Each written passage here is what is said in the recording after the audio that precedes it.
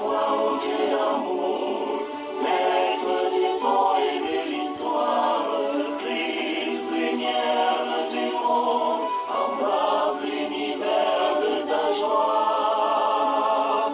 L'homme a soif de toi. Quelle est grande la mer. L'homme a soif de toi. Chers amis, bonjour et bienvenue à notre repère pour la journée, repère spirituel. Nous nous situons à Matthieu chapitre 9 et dans l'évangile d'aujourd'hui, 2 personnes voient Dieu intervenir dans leur vie pour répondre à leurs besoins. La femme hémorroïde et le responsable de la synagogue. S'il est vrai que la plupart de nos prières sont des prières de pétition, de demande, il n'en demeure pas moins vrai que le Seigneur veut bien que nous exprimons nos demandes. Il existe aussi des prières de demande qui soient désintéressées, tout autant que les prières d'adoration, d'action de grâce ou de contrition. Ainsi donc, nous sommes invités à demander, et c'est ce que le Seigneur veut. Il veut répondre à nos demandes. Rien ne doit nous empêcher d'exprimer ces demandes, même s'il les connaît, car l'expression d'une demande peut aussi faire preuve de foi, peut être la manifestation d'une foi profonde et convaincue, comme c'est le cas chez ces 2 personnages cités. Oui, nous devons faire nôtre la foi de ces 2 personnes. Et ainsi, elles nous apprennent d'avoir foi en la puissance de Dieu, mais aussi foi en la patience de Dieu, c'est-à-dire prêt à écouter alors qu'il se rendait chez le responsable de la synagogue, mais il écoute quand même cette femme, sa patience et sa compassion. Voilà ce que nous enseignent ces prières de demande. Mais nous pouvons retenir 2 choses pour notre nourriture spirituelle. D'abord, toutes nos prières de demande ne sont pas toujours exaucées, comme c'est le cas de ces 2 personnes aujourd'hui qui voient leurs prières exaucées. Il y a plusieurs ou certaines prières qui ne sont pas exaucées. Nous devons donc apprendre à accepter les noms de Dieu.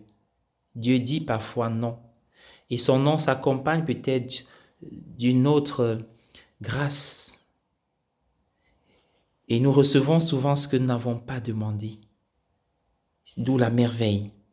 Mais parfois il dit non, et nous devons apprendre à accepter ces noms et entrer dans la profondeur de sa pensée, de sa volonté bienveillante qui surpasse notre entendement et notre savoir, pouvoir nous abandonner à cette volonté.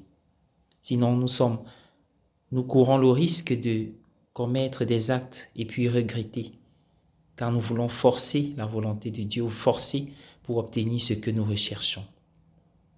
Il y a aussi une autre nourriture spirituelle aujourd'hui, savoir que chacun approche Dieu selon sa nature et son caractère. C'est pareil d'ailleurs, nous n'approchons pas les gens de la même manière.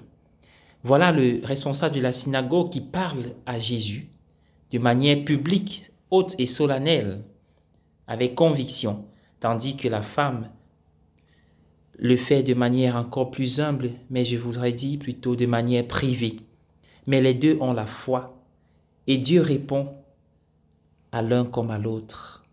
Et donc, approchons le Seigneur tel que nous sommes, mais que cette démarche soit soutenue par une foi, une conviction qui ne peut ni se tromper, ni nous tromper. Bonne journée à tous. Je vous invite à prier. Seigneur, merci pour ce jour.